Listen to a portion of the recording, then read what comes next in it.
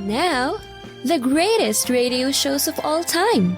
Suspense. The Shadow Node. Washington calling David Harding, Counter Spy. Classic radio theater. The Great Gildersleeve. Fibber McGee and Molly. Dragnet. Gunsmoke. The Lone Ranger.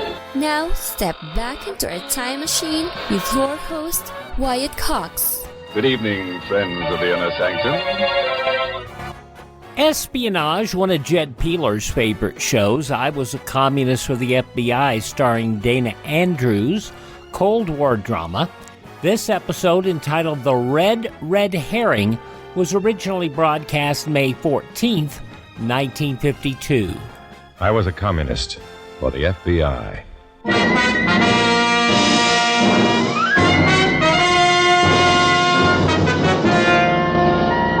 Starring Dana Andrews in an exciting tale of danger and espionage. I was a communist for the FBI.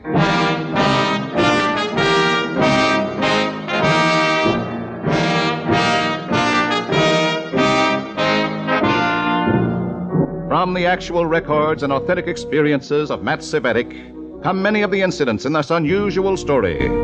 Here is our star, Dana Andrews, as Matt Cvetic, who for 9 fantastic years lived as a communist for the FBI. When you pose as a communist for the FBI, you're on guard constantly, wondering if the party suspect you, being careful never to make a slip. This is all part of my 9 years as a communist for the FBI.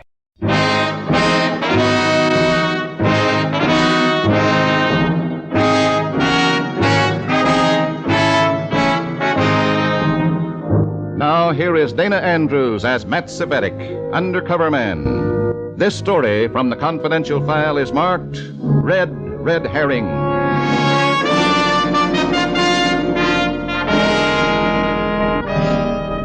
When you're an undercover agent for the FBI, you live the life of a spy. You trust no one. Tell nobody what you're really doing, not even your own family. And hanging over you every minute is the threat of exposure, of being found out.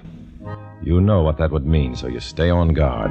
But still, you can't cover everything.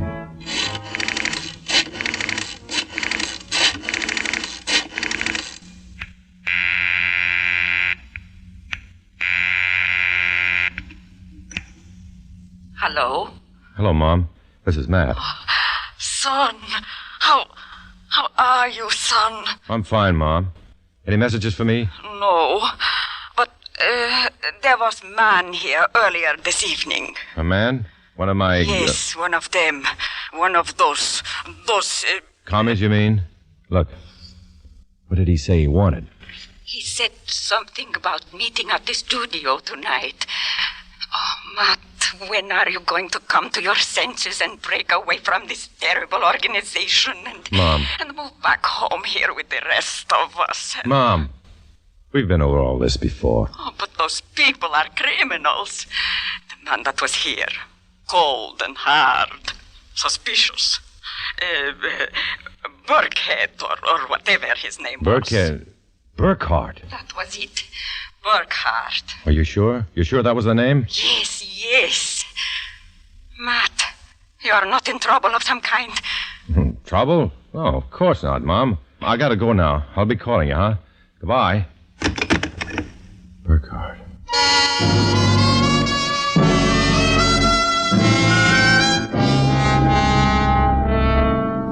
The studio was a second-floor piano school on 9th Street. We used it for secret meetings sometimes in case the regular hall was wired. 2 men beside Burkhardt were waiting for me. Herb Beamish, chairman of the cell at the time, and Jason Cook, secretary. None of them looked friendly.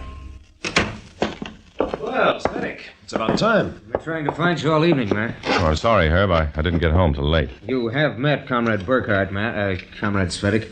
Yes, about 8 months ago in New York. Possibly you don't remember it, Comrade. I remember it. Sit down. Take the chair at the end of the table. Thanks. Cvetic, did you say something about not getting home until late? That's right. And Mom gave you the message, so I came straight on down here. Comrade Cvetic, are you certain you even went home? What do you mean? Benny Lazzotti was waiting for you all evening in a parked car in front of your house, Matt. He just phoned, said you still hadn't showed up. Look. What is this? What difference does it make when I come home? And what's the idea of having Benny spying on me anyhow? Sit down, Comrade Cvetic. I'm sure none of us in the party would mind a little questioning from his leaders unless he had something to hide. What do you mean, something to hide? You know my record in the party. You know the work I've done. Maybe we've only known part of it, Cvetic. Comrade Cook, I'll handle this if you don't mind. Cvetic, would you mind telling me about your operation at the Conover Manufacturing Company? Conover? What do you mean about planting that agent in the drafting department? That's right. Well, I got him hired through my connections in the U.S. Employment Service. Still working at the plant as a draftsman using the name of Kepler. And what were his instructions, Comrade Cvetic? The Conover plant is working on Army contracts, control mechanisms for guided missiles. Kepler was to keep his eyes open and pass along any information he could get a hold of. And that's what he's been doing. And has he made contact with any other party members at the plant? No. He was specifically told not to. None of the others even know he's there. Who does know about Kepler? Well, just myself, Comrades Cook, Bemis here. Only the three of you. And all three, of course, are of unquestioned loyalty to the party. I don't get it, Burkhart. What are you driving at? Just this. Comrade Kepler was arrested by the FBI today.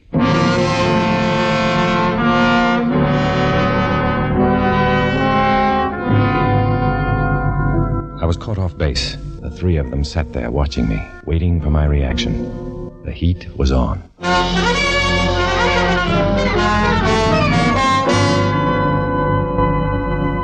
Of all the lousy luck. How did it happen? We thought you might know, Comrade Cvetic. I wish I did. But I don't see what possibly could have gone wrong. It would almost seem as though the FBI had been tipped off about him. Tipped off? But no one except Bemis and Cook and I even knew. Tipped off by whom? By you, Cvetic, you dirty rat. Now, wait a minute, Cook. Cvetic, the evidence at the moment seems to bear him out. The evidence? What evidence? The evidence of elimination. It seems highly improbable that either Comrade Bemis or Comrade Cook could be a traitor. They've both been in the party for years. All right, but why pick me? You're the only other person who knew Kepler's assignment. Then I'm elected. Is that it? Yes. Unless Kepler has a different idea, that seems to be it. Meanwhile, you'll check in at the Barrett Hotel with Comrade Lazati. He'll stay with you until we make a decision. Guarding me? Is that what you mean? Comrade Cvetic, yes. Lazati will be guarding you.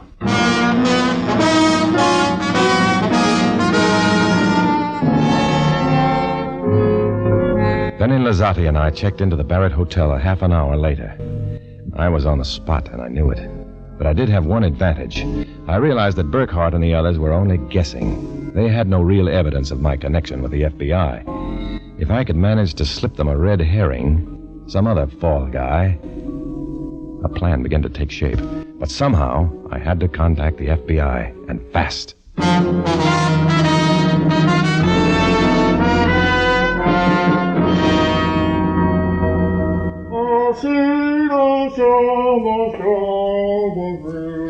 I got the chance when Benny decided to take a shower and clean up. I waited until he had the water running, then eased the phone off the hook and gave the operator the FBI number.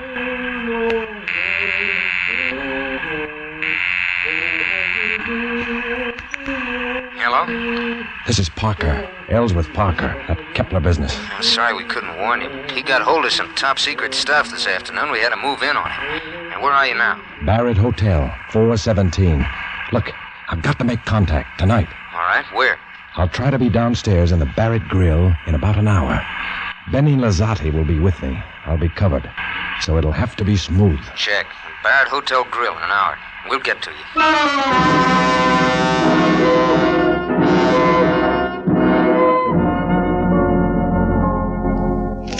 Hey, Benny. What's a three-letter word meaning a small, dirty rodent resembling a rat? How do I know? 3 letters like a rat. Hey, maybe it's the FBI. Yeah, that's a good guess. But the second letter is A. Oh, I don't get no place when I try to work them crossword puzzles. Look, Benny, you don't think I'm working for the lousy FBI, do you? It ain't up to me, Matt. All I'm doing is being sure that you stick around until they make up their minds. After that, well, I do what they tell me to. Yeah. Well, we'll find out tomorrow. How's about something to eat, Benny? You got sandwiches or something? No, the grill's open downstairs. Who's buying? I'll buy. Well, as long as it's still in the hotel, I don't see why not. Wait a second. 27 horizontal. Slang term for gullible person who is easily swindled. 1, 2, 3, 4, 6 letters. Oh, forget it, Matt. I don't know nothing about that stuff. Wait. I got it. Sucker. Sucker. Okay, Benny. Let's go.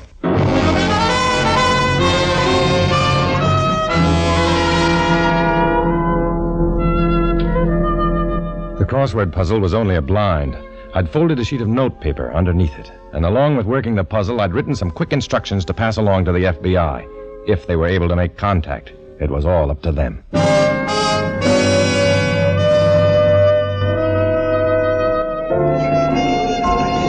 There was a late supper crowd, and the grill was about half full when Benny and I walked in.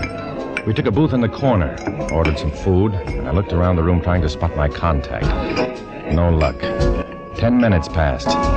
And then some little blonde number who had been playing the jukebox apparently decided we looked available. Hiya, boys. Okay if a lady sits down? Hey, sure, baby. Just move right in here by me. Oh, you're too anxious. I'm going to sit over here by Mr. Woman Hater. Where do you get the woman hater idea? Because you act like it. You're unfriendly. You know, I used to go around with a guy like you, a fella named Parker. I don't remember his first name. I see. Hey, your music stopped. Anybody got some nickels? Sure, baby. I got some change. What do you want to hear? Play some rumbas. I'm crazy about rumbas. Okay, baby. All right, honey. It's Ellsworth Parker. Are you Sally from the... Dean, Washington office. Transferred out here 3 days ago. What's up? Plenty. They put this goon on me until they decide whether I'm working for the FBI. Hold still. I'm going to slip a paper into your coat pocket. Check. Got it. He'll be back in a minute. Most of the instructions are on that paper. Tell him to use Richards for the frame. Benny knows him. Richards on the frame-up. Check. Have him stake the coffee shop from 7 o'clock on. The meeting's called for 8. Right. And good luck. Thanks. I'll need it. Well, Cvetic. Jason. Where's Benny? And who's this girl you're with? She ain't with him, Jason. She's with both of us. What are you doing here? I live here, you half-wit. Oh, yeah. I forgot you lived at the Barrett. Where were you, Benny? Just playing the jukebox. What's eating you, Jason? Get rid of this girl. Say, what's coming off here? Hey, I bet you're a cop, a plainclothesman. I said get out. Oh, sure, officer. I don't know these guys. I never saw them before in my life. I just said... Look, you didn't have to do that, Jason. We were just having some fun. You were given an assignment. Get up to your room and stay there, both of you. Yeah, but... Come on, Benny. He's frothing at the mouth already. Why, Cook? What are you so excited about? I'm going to enjoy breaking news, Cvetic. You know, that sounds like a personal feeling. With me, the party always comes first. I wonder if you're as loyal as you claim to be. You... Good night, comrade. Come on, Benny.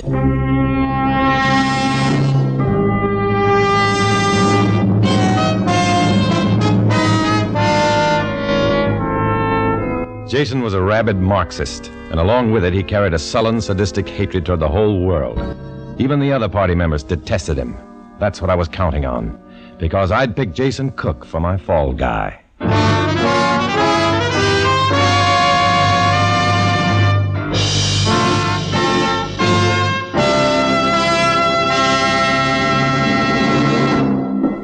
May 14th, 1952, I was a communist for the FBI on Classic Radio Theater with Wyatt Cox.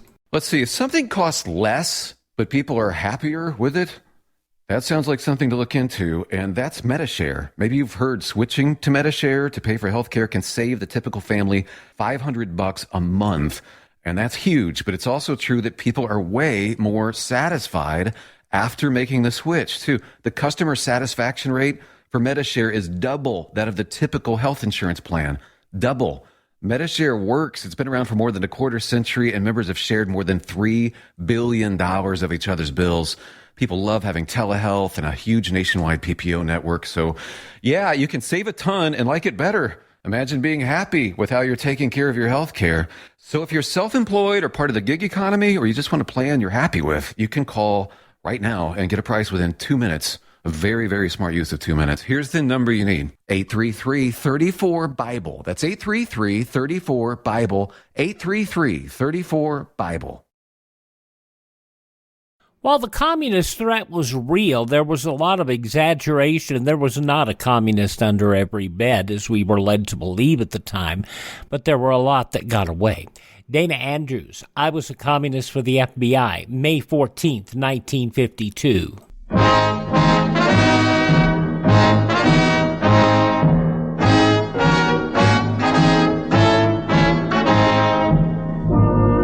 Now back to Dana Andrews, starring as Matt Cvetic in I Was a Communist for the FBI, and the second act of our story.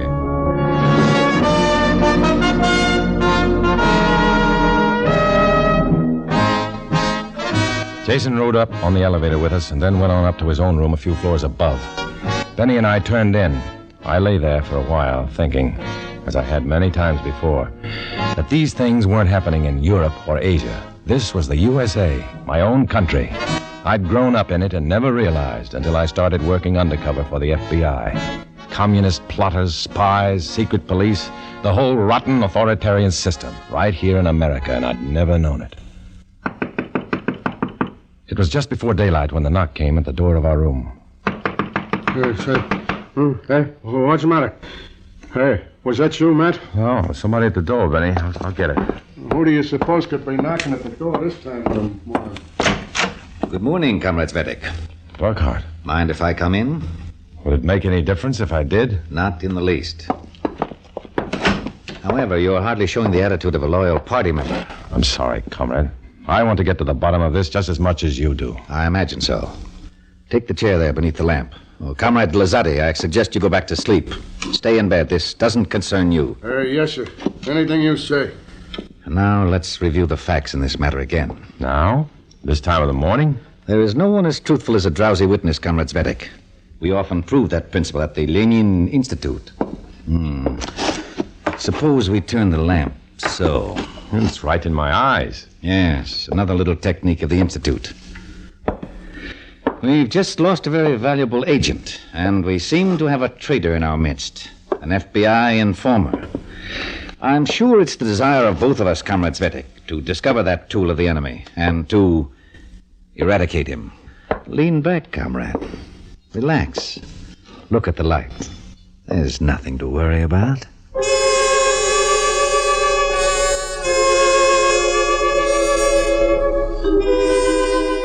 The questioning went on for an hour and a half. Burkhardt was clever. He reworded phrases and used trick questions.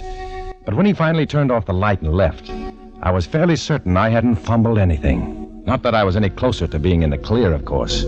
That would depend on what happened in the coffee shop between 7:30 and 8 in the evening.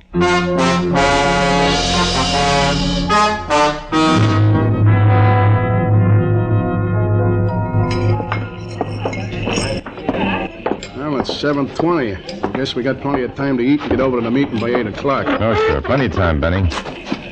Is all right? Yeah, it's okay. Oh, man, I'm so hungry I could eat a 3-pound sirloin. Easy, comrade. That's capitalist food. Yeah? Well, just wait till we take over and see what we give them to eat. No share and share alike, Benny? Not for them crumb bums. We'll be the big shots then. All us guys that done the dirty work. What about the old Brotherhood of Man? That's for the birds, Matt. We'll be the guys with the big cars and the dames.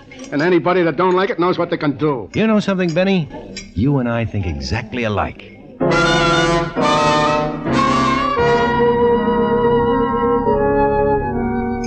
I went on eating and talking to Benny, but I kept my eyes on my top coat, hanging on the wall by the cashier's desk. At 7:35, a small, unobtrusive man a few tables away finished his meal and went up to pay his check. He fished through his pockets for change and casually brushed against my coat. No one else noticed, but I did. The FBI had made a plant. I knew a sealed envelope had been slipped into the pocket of my coat. The first half of my instructions had been carried out.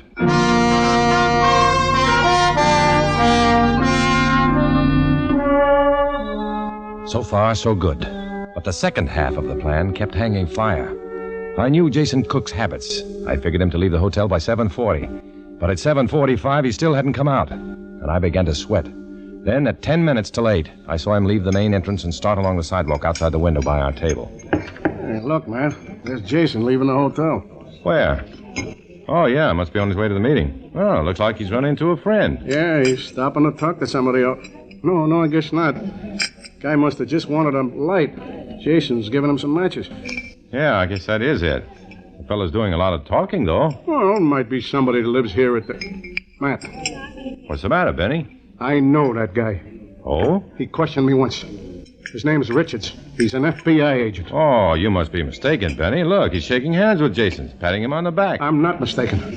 His name's Richards, and he's FBI. How come he's so friendly with Jason? I don't know, but I'm beginning to wonder. Why? What's the wonder about? Jason's the guy they're looking for. He's the stool pigeon. Oh, there must be some other That match explanation. business was nothing but a cover-up. I bet he handed a report or something to Richards right then. Yeah, or took something from it. That's it. A payoff. That's what it was. Look, Matt, will you back me up? Sure, Benny. I'll back you up.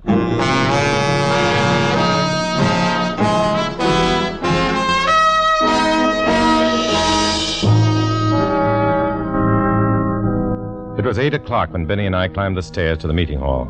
Jason, Burkhart, and Bemis were already inside. As we took off our top coats in the anteroom, I managed to slip my planted envelope into the pocket of Jason's coat. Then we went on inside. You're late, Cvetic. What's the matter? Afraid to face the music? The heat is on. May 14th, 1952, Dana Andrews and I Was a Communist for the FBI. Thank you so much for tuning in to Classic Radio Theater with Wyatt Cox here on your favorite station. The conclusion, along with another episode of Claudia, is next. No offense, but are you a little fat when you look in the mirror? How would you like to learn the secrets to lose 3 to 5 pounds a week easily without joining the gym or going through any crazy diets? It's called Body Sculpt by Med Diet. For the last 2 decades, we've been helping people just like you that have pounds they want to shed.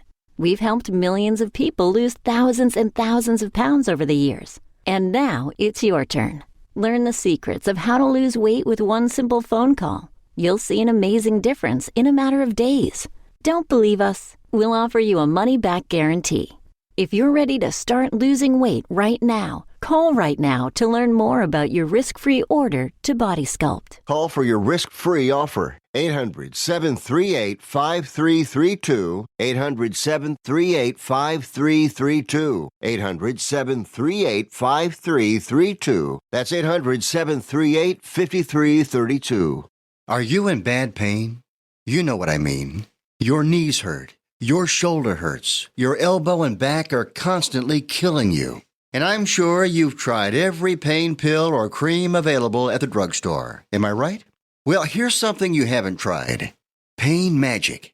Pain Magic is not available at any drugstore. The only place you can get it is by calling the special toll-free number I'm about to give you. And to make things even better, call right now and find out about our buy one, get one free offer. We're so confident it'll work for you that we offer a free bottle with your purchase. No prescription required. Call now to learn how you can get Pain Magic and get rid of your pain. Remember, your results may vary. 800-492-8164. 800-492-8164. 800-492-8164. That's 800-492-8164.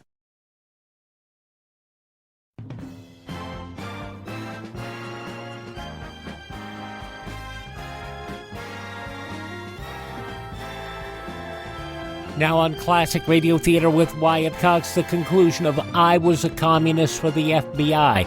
May 14th, 1952, the Red Herring. I've got nothing to be afraid of, Jason, as I told Comrade Burkhart this morning when he interrogated me. Hardly an interrogation, Comrade Cvetic. Rather a mutual attempt to arrive at the facts. All right, a mutual attempt, then. Well, is the verdict in? Matt, our lawyer got in to see Comrade Kepler today. Yeah? What happened, Bemis? Kepler says there was no reason for him being picked up except on a tip-off. I see. And he picks you for the number 1 probability. Why? On what basis? Basis? You're the only one it could have been. What more basis does anybody need? Then apparently in the face of nothing more than a wild guess. All the work I've done for the party doesn't mean a thing. It's a matter of total security, the good of the cause itself. Don't you agree with that principle, Comrade Cvetic? Yes, of course I agree, but Now, wait a second, everybody. I got a question here of my own I want to ask. Benny, you're only here on an assignment. Nobody's interested in your question. Well, I think they might be if they heard it. Comrade Lazzatti. Jason, who was that guy you met out in front of the hotel a few minutes ago? The one that shook hands with you and patted you on the back. I don't know who he was. He wanted to borrow a match. What difference does it make? It might make quite a lot, Jason. Benny says he knows the guy. Well, what of it? Plenty. The guy's name is Richards. He's an FBI agent. Are you certain of that? Sure I am. He picked me up once. You don't think I'd forget him, do you? I tell you, the man asked me for a match, commented on the weather. I don't know why he shook hands. I didn't know he was an FBI. He gave you something, too, Jason. What was it? Nothing. That's a lie. You can search me if you want. I think that's an excellent suggestion. If you don't mind. They're lying, both of them. I only know what I saw, Jason. I didn't think anything of it myself until Benny recognized the man. There doesn't seem to be anything incriminating. Unless... Didn't you wear a topcoat this evening, Comrade Cook? Sure he did. He had it on when he was talking to the guy. Where'd you hide it, Jason? What'd you do with it? It's in the anteroom, you fool. What did you think I'd do with it? Would you bring the coat, Comrade Bemis? Yes, of course. This is ridiculous. Why, everybody knows... Sit down, Comrade Cook. As I think back over it, I recall you as being the one most energetic in pressing the suspicion against Comrade Cvetic. I find that somewhat interesting. Sure. He was just trying to cover up for his own game. Here's the coat, Comrade Burkhardt. Ah, yes. Nothing in this pocket. I told you there wasn't. Just a moment. That's not mine. I never saw that envelope before. Sealed. No address. No, it's a frame-up. Somebody planted that on me. Hey, money. Yes, $500. Is that the price you got for Kepler, comrade? It's a lie. I don't understand it. We've got to get to the bottom of this and find out... Be quiet! Comrade Cvetic, seems we owe you an apology. Well, that's all right, comrade. I'm just glad we found out the truth. And happy that I can go on serving the party as I have in the past.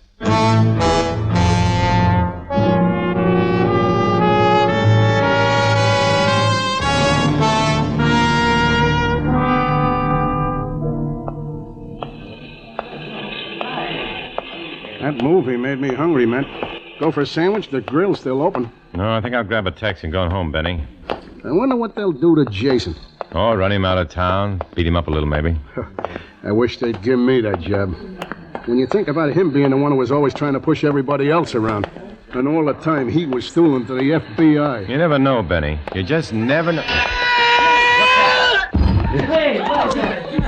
Matt, it's a body. Yeah. Somebody jumped out of the hotel. Yeah. I wonder if that... Come on, Benny. Pardon me. Pardon me, please. Matt, it's... Yeah, let's get out of here. Matt, it's Jason. It was. He couldn't take it. Couldn't face the disgrace. He committed suicide. Maybe.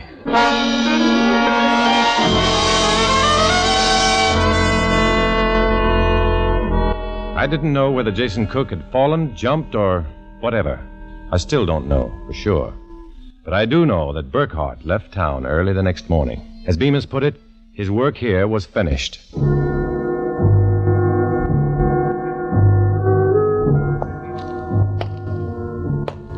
I left Benny and walked along the street alone. I felt sick all over. Maybe Jason deserved it, but I hadn't planned to put him on that kind of a spot. I tried to push it out of my mind. An undercover agent can't afford feelings any more than he can afford friends or a family. And the one main objective was still safe. I was still on the job. Still a communist for the FBI.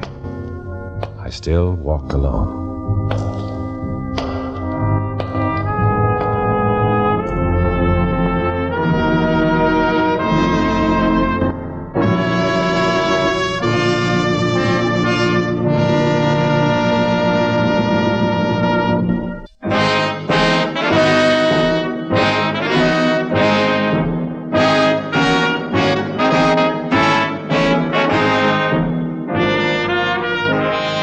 This is Dana Andrews with a word about the story you've just heard. In this story, as in all others, names, dates, and places are fictitious to protect innocent persons. Many of these stories are based on incidents in the life of Matt Cvetic, who worked undercover for the FBI. Next week, another fantastic adventure. Join us, won't you?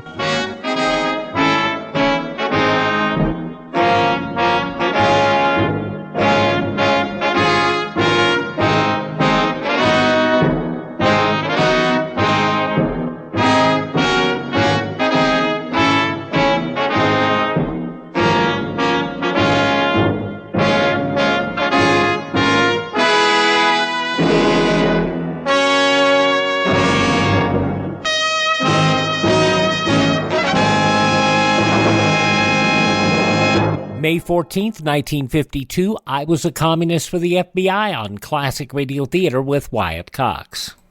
Are you suffering with arthritis or osteoporosis? Do you have diabetes? Did you know that these are just 2 of the hundreds of diseases that have seen improvement with Dr. Wallach's incredible longevity products? You can't get them at a health food store. The only way to get them is to call us at 800-214-0065. That's 800-214-0065. Do you have heart disease, fibromyalgia, or high blood pressure? Do you have a terrible time losing weight? Dr. Wallach can help. He was a veterinarian and cured diseases in animals. He felt that he could do the same for humans, so he became a physician. Over 50 years of research and helping people like you goes into every bottle of Dr. Wallach's amazing discoveries. Do you want to feel better? Learn how to treat the cause of your problem rather than covering up the symptoms with drugs. Call 800-214-0065. That's 800-214-0065. Let's make things a little lighter here. An episode of the soap opera Claudia. This episode originally broadcast back on May 14th, 1948. And now, Claudia. Boom doodle-doo, boom doodle-doo. There it is, Mama, right there on the bend of the road, Jared Tucker's house. He didn't know what he let himself in for, having you two as neighbors. And boarding our cat and dog in the bargain. Hey, I don't see any sign of Bluff, do you? Nary a sign. Jared probably has him out back somewhere. Do you see Shakespeare? If I can't see a Great Dane, how can I possibly see a cat? Do you think he'll know us? He'll know you, but there's a serious question whether he'll be on speaking terms with you. Anybody who'd run off to New York and leave a Great Dane with strangers for 5 days doesn't deserve to be spoken to by the Great Dane. Well, Jared Tucker is no stranger. No stranger than what? Oh, that's terrible. Such a pun. Here's the house. Not one cat, not one dog. Well, I don't even see Mr. Tucker. I'll get out and look for him, shall I? I'll go with you. I do not volunteer. Howdy, folks. Glad to see you, glad to see you. Hello, Mr. Tucker. Mr. Tucker? We're back. Glad to see you, mighty glad to see you. We certainly appreciate you taking care of Bluff and Shakespeare for us, Mr. Tucker. I hope they haven't been too much trouble for you. Trouble? Did you say trouble? There ain't been no trouble, hardly. Where'd you get the idea there was any trouble? Are they all right? Cat's fine, tip-top. Here he is, fine. And Bluff, how's he? Bluff, is that what you call a dog, hey? Yeah, we told you before we left. David, didn't we tell Mr. Tucker Bluff's name? Well, yes, we told him Bluff's name was Bluff. Bluff, hey? Dang name slipped my mind. Might have helped some if I'd have remembered it. Well, how is he? Tell us, Mr. Tucker. Oh, it's this here Bluff you're talking about now. Yes, of course it is. How is Bluff? Well, there ain't no reason why he shouldn't be fine, too. Nope, no reason at all. Oh, that's wonderful. Nope, there ain't no reason at all why that dog shouldn't be just fine and dandy. Well, nothing's wrong, is it, Mr. Tucker? Wrong? No, indeedy, nothing's wrong. What makes you think there's anything wrong? You folks just hold your horses a minute and stop rushing me, and I'll get the cat. Say, that's funny. Mr. Tucker looks as though he's limping. Mm-hmm. Do you think he's going to be as glad to see us as we are to see him, David? He'll be overjoyed. Mama likes to pretend that she doesn't love Bluff. I suspect she's a bigger bluff than Bluff is. You suspect wrong. Here comes Jared Tucker with Shakespeare. Oh, Shakespeare, you sweet old thing. Well, folks, here's your little cat. You give him right to me, Mr. Tucker. I'll take him on my lap. Here, kitty, kitty, kitty, kitty, kitty. And now, Bluff? Where is he, Mr. Tucker? Bluff? That's that dog of yours. Well, you don't have to get him yourself. You look all tuckered out, Mr. Tucker. Just tell me where you've got Bluff tied, and I'll get him myself. Thank you, son. I got this here limp, you see. Yes, I noticed. Oh, I hope it's not anything serious. Oh, nothing serious at all, Mrs. Naughton. Leastways, I hope it ain't serious. Just favoring my right foot some. Seems to have twisted my ankle, it did. Then you stay right here, Mr. Tucker, and I'll get Bluff. You will not get him. I'll get him. I would have got him, only my ankle, you know. Twisted ankle can be very painful. How did it happen, Mr. Tucker? Oh, 'twar nothing at all. I got climbing the wall in back of the apple grove, back of the house. 'Course, as soon as it happened, Delilah, my sister, she tells me I hadn't ought to have been climbing the wall in the first place. That's woman for you. Thinks a man gets to an age when he don't know how to climb a wall. The fact remains that you did twist your ankle. Why were you climbing the wall, Mr. Tucker? For the same reason a chicken crosses a road. Get to the other side, young feller. Twisted her as neat as you'd twist a gooseberry off its stem, it. Well, your foot's not quite off its stem yet. You still seem to have it. Of course, it couldn't be more useless if I hadn't got it. Pains so much. But that's not the answer to why I was climbing the wall. I was climbing it to get my shovel, which I'd left down in the apple orchard. If I hadn't had my hands so full of dog, I'd have brought the shovel back with me in the first place. What was Bluff doing in the orchard? That's what I was getting to, if you'd stop interrupting me. We're not interrupting you, Mr. Tucker. You interrupted me right then. Well, You women get so you don't know whether you're interrupting a man or not. As I was about to say, when that young baldwin tree I set out there 2 years ago got thrown down... Blown down? Was there a windstorm here while we were in New York? I said thrown down, not blown down. Oh. Oh, I don't know. A hurricane could have done more damage than that there dog of yours. You mean Bluff threw down your apple tree? With malice aforethought? Now, let me get this straight, Mr. Wasn't anything straight about it. It was all in a heap, it was. The dog and his chain twisted and snagged and snarled into it. Oh, you mean you tied him to the apple tree? Don't mean anything of the sort. I tied him to the range house I got for the chickens up on the other side of the barn. I don't think I follow you. I ain't hard to follow, but you should have been here to follow that dog. Well, let's go back to the beginning. There's no sense of going all the way back to the beginning. The real rip snorting only commenced when I hitched him to the chicken house. And then what happened? What happened shouldn't happen to a chicken house. But what happened? They took off. What took off, Mr. Tucker? The dog in the chicken house. The chicken house didn't go so far as the dog. The chain broke. I am beginning to see the light. I'm confused. Well, I don't see the connection between all this and your ankle, Mr. Tucker. There was plenty of connection, altogether too much connection. You see, when I caught up with the dog, he was over across the wall in the apple orchard. Mm-hmm. So I tied him to that young baldwin tree. Everything is becoming very clear to me now. Then what happened? Well, I had to hurry back to catch all the hens that were running around loose. The hen house being off its foundations, they took it into their heads to go places. Chickens is crazier than some people. And after you had corralled the hens, Well, that took quite a spell. After that, I went back to see to the dog. And then? Well, that brings us right to where we were when you interrupted me. Hmm. The tree was thrown over, and the dog and the chain, and the tree was snarled and snaggled and trussed sweeter than you ever seen a hawk tie. And... Yes, well, that's where I made my mistake. I unhitched the dog. If I'd left him in the fix he got himself in, I wouldn't be in the fix I got myself in. Mr. Tucker, are you sure Bluff is all right? Is the dog all right? Is the dog all right? Who says anything about the dog not being all right? Well, why shouldn't he be all right? You know what comes from always looking on the dark side of things? What? Stop saying what and let Mr. Tucker get on. Well, I didn't get far. Well, we haven't got to the shovel and the ankle yet, Mr. Well, they're coming. I got the dog back, and this time I tied him to the house, figuring that he'd find that was too much to pull down. That's what I figured. That's what you figured. Yes, I figured it that way. Oh. David, I'm beginning to figure. Well, don't. Well, then when I got the shovel so's I could set the apple tree back into the ground, and I just got her planted when there was a hoot and a holler from my sister Delilah up there to the house. So I come a-running. That was when the ankle twisted. Nope, son, the ankle comes later. Well, let's get back to the house and Delilah's hoot and holler. Well, we're back to the house, and there's the hoot and holler laying in front of you. We're getting close. But, Mr. Tucker, your porch railing is lying flat on the lawn. Yep, there she is. But that ain't all of it. You mean there's more to the story? More to the story and more to the rail. The big corner post be the stairs, like the one that's still standing there. That's the one that ain't. You mean Bluff pulled that down? Yep. David, he's a very naughty dog. Yeah, and now, Mr. Tucker, the only thing that isn't clear, where is the dog? Well, that's it. Like I've been telling you. If I could find the corner post of my porch rail, and I could find your dog, 'cause he's on the other end of it. You mean he's gone? He's run away? Well, wouldn't exactly say that, Mrs. Norton. Just exactly what would you say, Mr. Tucker? Well, I would use another word than run. Walk, maybe. Trudge, maybe, but not run. That corner post is a sight heavier than you'd think. But he's lost. Well, Mrs. Norton, I wouldn't go quite so far as to saying your dog is lost. Of course, he ain't here.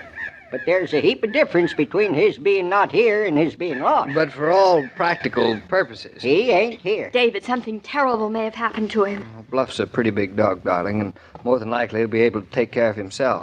Oh. You haven't seen him since, Mr. Tucker? Nary hide nor hair of him. Delilah and me, we're... Well, Mr. Norton, I kind of wished it was me wasn't here instead of your dog. Oh, but we're not blaming you, Mr. Tucker, don't... David, where will we start looking for Bluff? Well, let's see. Let's try to figure it out. The first place I'm going to look is home. Come along, Mrs. Brown, and you hold on to your daughter. I don't want to lose her tonight.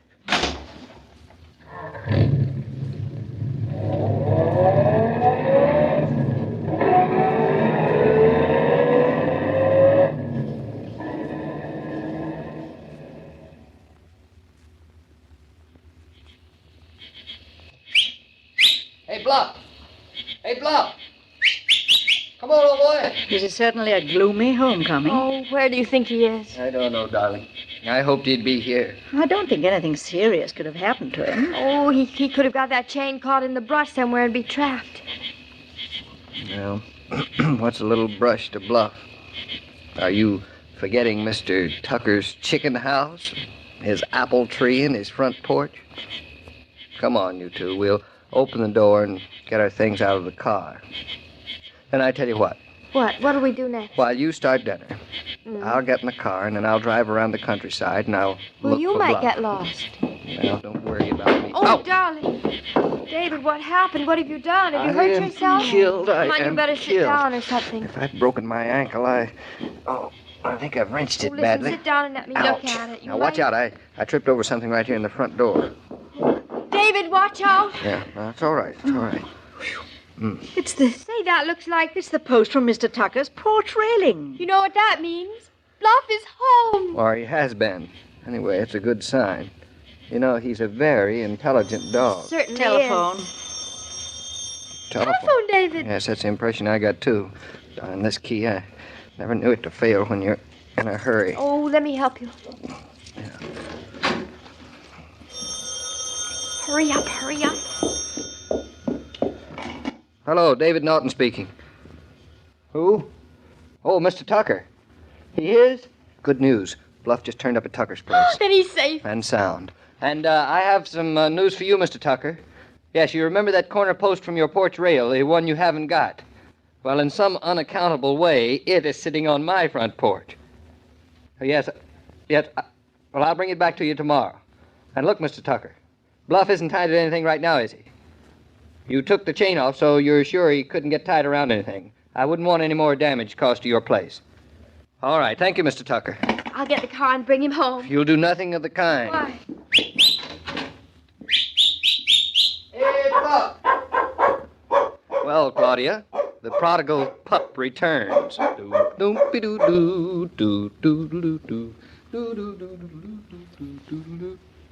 If you're like a lot of women who manage their own homes, you may have fallen into the habit of eating a hasty and not very appealing lunch. Here's a suggestion that will add considerably to your enjoyment of the noonday meal, and it doesn't involve a minute's preparation. Simply reach into the refrigerator for a bottle of ice-cold Coke. Add Coca-Cola to your sandwich or salad or dessert, and you'll find that you lunch refreshed. Well, Mr. King, that could have been a good deal worse, couldn't it? So Bluff turned up at last. Well, I certainly was relieved. And I'll be relieved when someone else turns up at the Norton farm on Monday. Oh, you mean Gertrude, the plumber's sister-in-law, and the Nortons' new maid. Will she stay with the Nortons, do you think, Mr. King? Oh, I really can't say, Mrs. Brown. Now, confidentially, Mr. King, and I promise not to breathe a word of this to anyone, is Gertrude really a good cook? I'm sure I don't know, but I promise you I'll look in on Monday to find out. You'll find me looking in ahead of you, Mr. King. Well, then, good evening. Good evening, Mrs. Brown.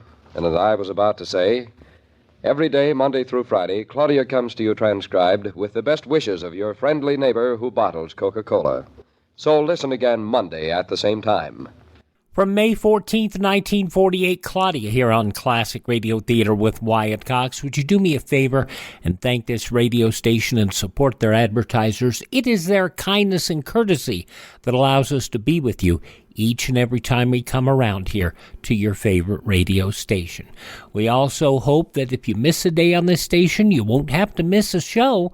You can find all of our shows on demand through iHeartRadio, Spotify, Spreaker, Apple Podcast, Google Podcast, Amazon, or Facebook. Just search for Classic Radio Theater with Wyatt Cox. That's Classic Radio Theater with Wyatt Cox. You can also find our shows on demand at my webpage, which is classicradio.stream, where you can stream the shows. You can learn more about building a classic radio collection of your own. You can find all of our social media links, and you can also contact me there, classicradio.stream. Thanks for tuning in. Tell all your friends the great radio shows are right here at this spot on the dial. Classic Radio Theater with Wyatt Cox on your favorite station.